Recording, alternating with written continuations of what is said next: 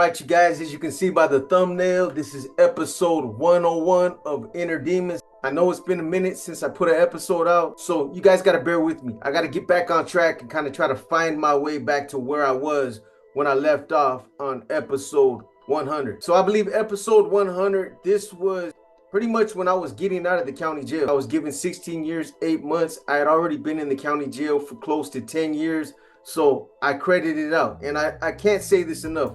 I know I repeat myself when I've said this time and time again. I did not think I was going to get out that day. I did not think that these people were just going to credit me out. I thought they were going to still try to take some more time from me. And that's the honest truth. I had pretty much did everything that I was expected to do, but I still didn't think they were going to credit me out and let me walk out of that county jail. However, that's what ended up happening. I ended up getting sentenced to 16 years, 8 months, and that same day, I walked out of the county jail. Now, let me kind of go through everything that happened on that day, because it was crazy. You know, after being in that county jail for 10 years, that's a lot of SOS. After being there for 10 years, it was like I was almost like a permanent fixture in that jail. I mean, half the COs that worked there, I had been there longer than they had been employed at that county jail. Most of them. Others, I had seen them retire. Anyways, so I got sentenced that day. And then I remember getting escorted back to the new jail. And, you know, as I was walking by a lot of the COs that were in different stations, they were hitting me up. I mean, it was like, there was a lot of COs that were cool there, but everybody was just nosy. They wanted to know what was going on. So they were hitting me up. Everybody knew I was going to court. It was sentencing. These guys kept tabs on the case from the beginning until the end. These guys wanted to know what was going on. And as soon as they found out, they jumped on their cell phones and let everybody in the jail know. Anyway, so, you know, I get hit up by a couple of them. What happened, man? Man, I got cut loose. And they were like, no way. It was crazy. You know, there was a lot of people that couldn't believe it. And they probably didn't want to believe it because they didn't want me to go home. And that's okay. But, you know, I knew who the fakes were. And, you know, a lot of them were just like, damn, it's crazy, man. Hey, good luck to you. You know what I mean? I hope I never see you again. Or if I do, it's under better circumstances. And I might have already talked about this. I didn't run through episode 100 to see if I already covered this. But I'm covering it again, and there's always stuff that I'll probably say that I didn't mention in the last episode. So again, just bear with me. Anyways, matter of fact, I do, because I remember telling you guys that it was kind of corny when they finally racked my door and they told me, Mendoza, roll it up. You're going home. And you know, that whole housing unit applauded. And it was, I don't know, it was kind of weird. You know, half them dudes in there I didn't really speak to because it was just kind of, it was different. Let me just say that it was different. So anyways, I go through all those motions when, you know, I'm getting escorted out of the unit. I send my regards to a couple cats. And then as I'm going out, I have a bin with me with about $1,000 worth of canteen in it. And boy, I know you're watching, so I'm gonna say it, but you know I blessed you when I left because you never even went to the store. You probably never even bought a honey bun the whole time I left. But anyways, I left like $1,000 worth of canteen to one of my guys that I did used to talk to. Matter of fact, it was the same individual that turned me on to that spice. So, you know, I blessed him with all kinds of cosmetics, hygiene items, and food.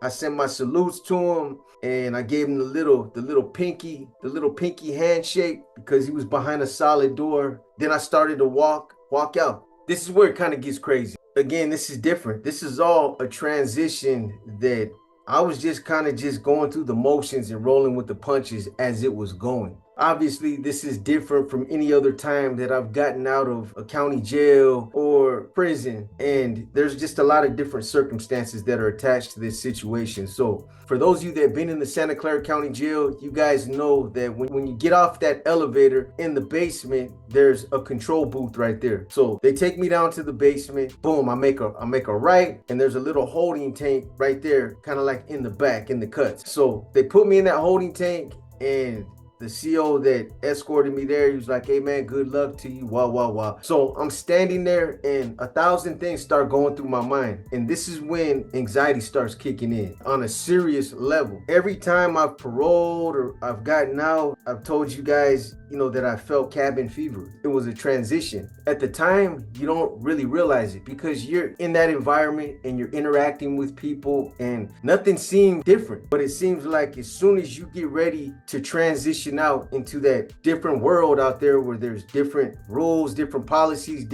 it's a different way of life out there, you can feel the anxiety. It's almost like you forget how to do things out there. You forget how to, just the simplest things, those things you forget. And you just forget how to be a normal person because all the things, the habits that you picked up in prison or in the county jail or just being locked up or your social habits, everything's kind of just askew. And obviously being withdrawn, introverted, and being antisocial, that's all part of it. And it seemed like all that was starting to kick in. I was starting to shut down because I knew I was going back out. So anyways, I'm feeling nervous and I'm thinking about everything now. I start thinking about my mom. She's not out there no more. I'm starting to think about Vicky. She's not out there no more. Other family members that are no longer there. My grandmother's gone. There's a lot of things that are different. My whole world literally changed. I'm not going back to San Francisco. I'm going to a different area. So I'm gonna just tell you guys like this. 10 years for that day that I walked out of that county jail, the same cops that walked me into that jail were there to pick me up.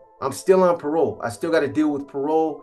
It's not like I'm walking out and I'm not on paper or none of that stuff. They still gave me a tail. I still had to deal with parole officers and all that good stuff. So, these guys that picked me up, it was kind of a trip. I don't think deja vu is the right word for it, but it was kind of weird that these same cops that walked me in are walking me out. And now obviously the circumstances are different. And I'm sure you guys understand that on some level. So where I'm at in that holding tank right there, obviously my ears are on. I'm alert, my awareness is peaking, I'm listening to everything going on around me. Then there's this whole situation. Because of everything that happened, obviously me no longer being a part of who I used to be, me no longer being a part of that lifestyle, I no longer had those ties. This is gonna be completely different for me. And then there's the whole thing about, me having a big target on my back. Honestly, that wasn't something that I was consumed with. I thought about all this stuff long before I got to this point. And I told you guys about this in a prior episode, earlier episode. I had to really be honest with myself. I had to ask myself, are you going to be able to go out there and live life with some type of normalcy without having to worry about looking over your shoulder or just being consumed with that, just being consumed with everything that comes with that. And I had to tell myself that I wasn't going to do that. If I couldn't tell myself that I wasn't going to allow myself to live my life like that, then I wouldn't have been able to make some of the choices that I made. So I had thought about all this way before I had got to this point, and it wasn't something that I wasn't gonna allow myself to worry about that too much. And I'm not saying that like the NF wasn't a threat or that I shouldn't be worried about it. I lived that lifestyle for many years and I know what goes on. I know what kinds of things happen. I was right there on the front lines pushing a hard line against guys that had done things that I had done at that point. So anyways, like I said, I'm in that holding tank and I hear the door open up.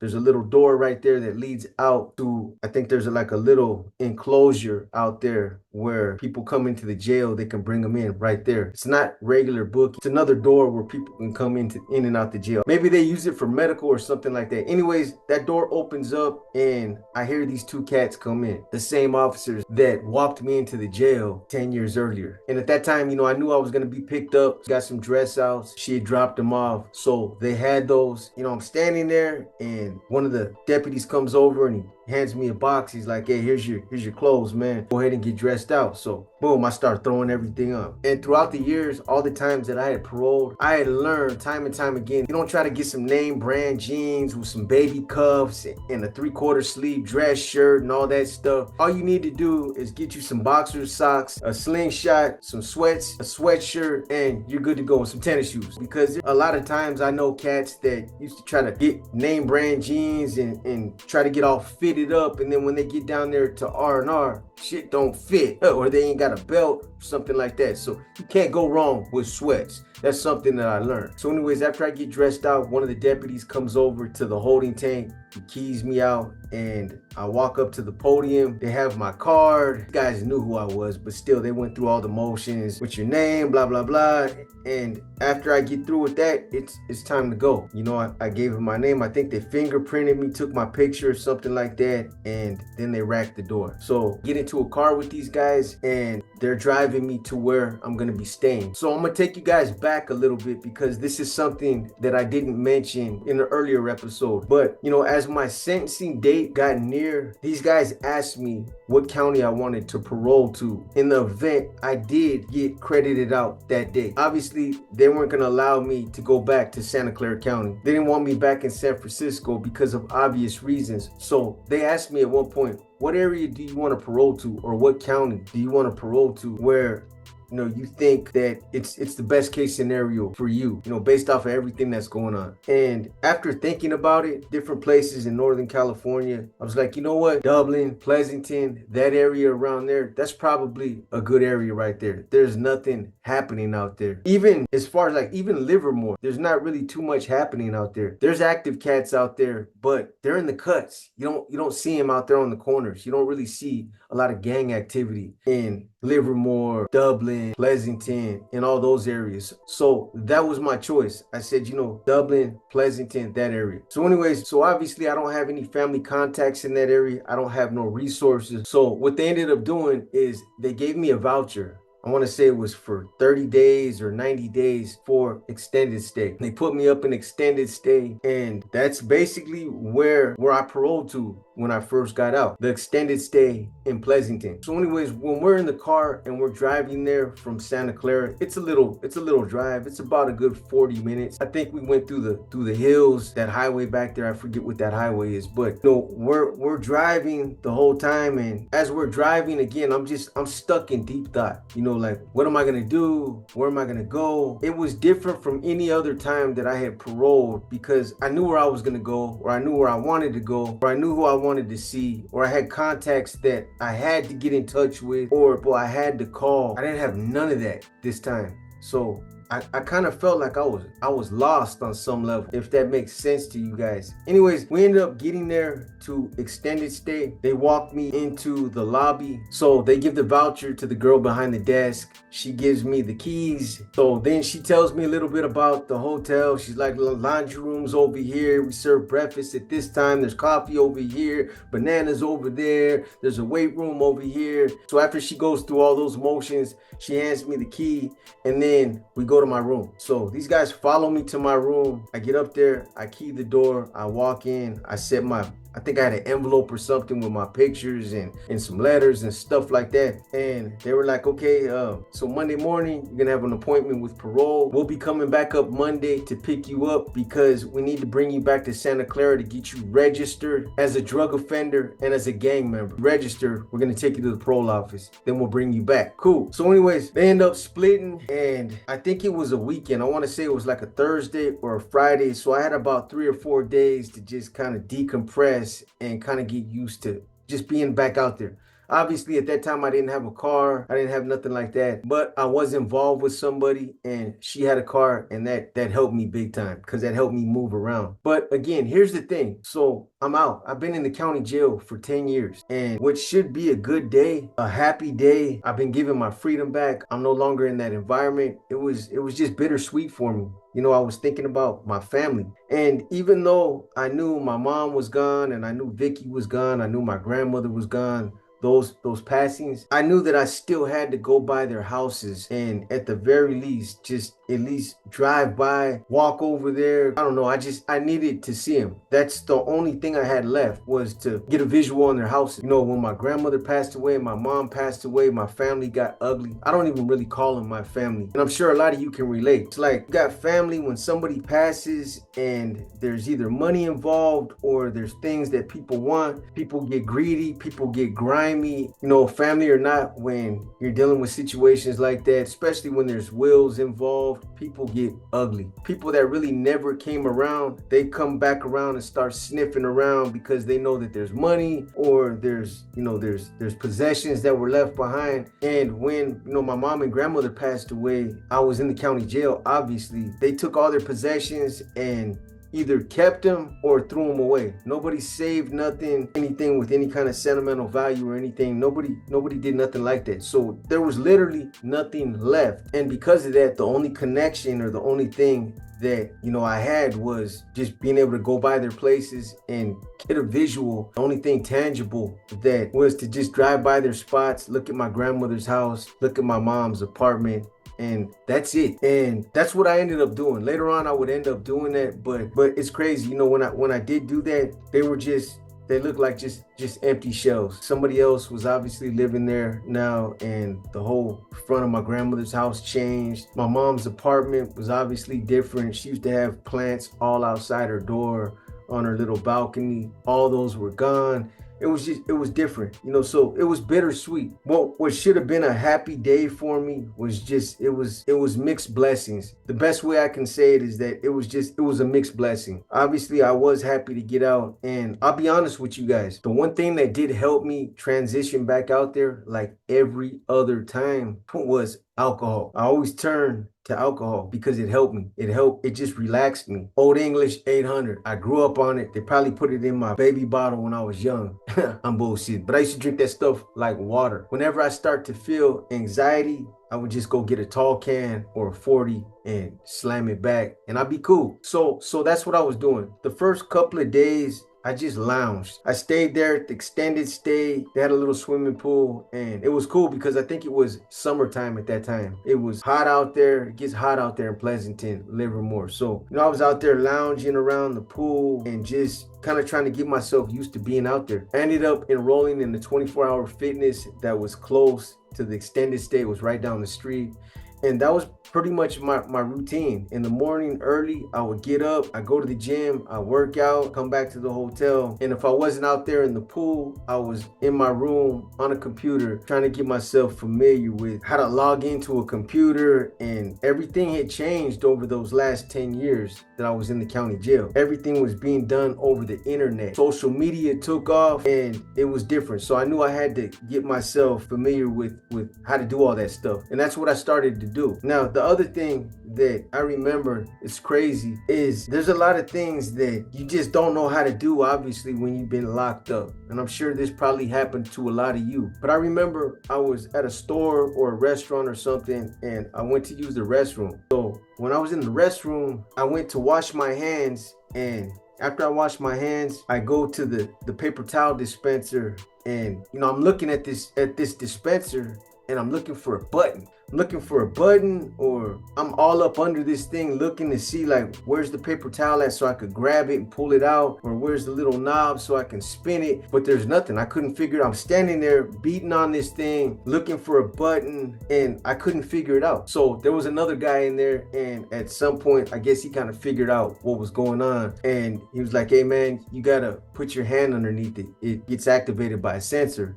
And I was like, oh yeah. I acted like I kind of knew that because I was lightweight embarrassed that I couldn't figure that out. So anyways, I remember just little things like that I had to learn. Going into grocery stores. And here's another thing. Even though I wasn't in Pelican Bay, slammed down in the shoe, I still had cabin fever. I still didn't know how to interact with people. And I didn't realize it until I got out. I remember just going into a grocery store, grabbing a few things so that I could take them back to the hotel. And I was shopping like I was still in prison. I think I grabbed some beef sticks and I grabbed a case of soup, a jar of mayonnaise, some Louisiana hot sauce, some cheese spread, and then I grabbed a loaf of bread, some peanut butter and jelly. But after I grabbed all these things, I walked up to the register, and it was like I didn't know how to act. Just standing there, I got uncomfortable. My palms started sweating. I started looking around. And when I get uncomfortable, I get aggressive. It's the only thing that I know how to do. It's the only release for me. It's the only mechanism that I know that helps me get through it, is to get violent. If I get uncomfortable and I think people are looking at me or they're talking about me, and I'm not talking about no schizophrenic type of shit, I'm just talking about anxiety. My palms used to start sweating and I would get confrontational, ask people, what the fuck you looking at? Her, you got a problem? And 9 times out of 10, people out there weren't even tripping on me. They probably didn't even notice me, but it was all in my mind. That kind of behavior, that kind of stuff, it probably took me about a good 60 days where I started to just mellow out. Anyways, this episode right here, this is probably a good place to end it. I know I was jumping all over, but I wanted to at least get an episode out to you guys. There's still a lot of inner demons left. There's some things that I didn't talk about earlier on in the story that I'll probably go back and cover. So there's still some episodes left. I'm gonna start trying to put inner demons out again with some consistency. I appreciate you guys in the comments. A lot of you gave a lot of praise to inner demons, and I appreciate that. Inner demons is more based on my story, me, some of the things, my trials, tribulations, the things that I went through. I'll try to get one in every now and then, but I know you guys really want the stories more than anything, so that's what I'm gonna focus on. So anyways, with that being said, I'm gonna go ahead and cut this one short right here. I'll get another one out to you guys. Again, I hope you guys enjoyed this episode, even though I was all over the place. I'm sure in episode 102 I'll be able to get my feet up under me a little bit better in episode 102. So with that being said, if you guys like this episode, give it a thumbs up. If you didn't like it, give it a thumbs down. But either way, drop a comment and let me know what you think. As I've been telling some of you guys in the comments, I'm trying to get my numbers up, so I'm going to be putting out as much content as I can. As I'm sure you guys noticed, I shortened up the stories. I'm probably gonna scale back. I'm putting a lot of the pictures in. The video that I released yesterday, that video wasn't even monetized. I know some of you were saying, why don't you just go ahead and title it Hawaii and let it go? That wasn't the thing. YouTube was saying that I was being too descriptive in that video and that I was violating their policies. You guys that watched that video, let me know what you think. I don't understand. I see a lot of other things on YouTube that are way worse than the stuff that I talk about or the videos that I put out, and they're monetized. I don't know what it is, but all I can do is just continue to create content and just keep putting it out. On a final note, we're getting closer to November, so I'm gonna be doubling up on that gym pretty soon. I'm still gonna be putting out content, but obviously going to the gym twice a day and then finding some time to spar with somebody is gonna eat up some of my time, but I'll still be putting out content. On that note, I'm gonna go ahead and cut this short. I appreciate you guys for supporting the channel. Like I've said many times before, without you guys, this channel would be nothing. You guys have a good night. Enjoy the rest of your week. This your boy B, and I'm gone.